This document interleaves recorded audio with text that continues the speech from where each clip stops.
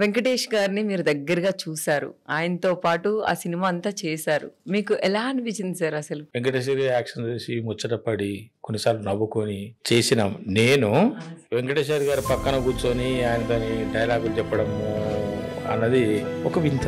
వింత. వెంకటేష్ బాబు గారి పక్కన, నందమూరి బాలకృష్ణ గారి పక్కన ఏంటి, ఎక్కడ మురళీధర్ గౌడు, ఎక్కడ ఈ బాలకృష్ణ గారు, ఒక మ్యాజిక్ అనిపించింది. అదే ఈ 2 సినిమాలకి అవకాశం రావడం మాత్రం నాకు కేవలం హరిరాములు. సో వెంకటేష్ గారు అయితే మీతో బానే క్లోజ్ గా అట్లా బానే ఉండేవారు. వెంకటేష్ గారు క్లోజ్ గా అంటే మేడం, ఇప్పుడు మనకు కూడా కొన్ని పరిధులు ఉంటాయి.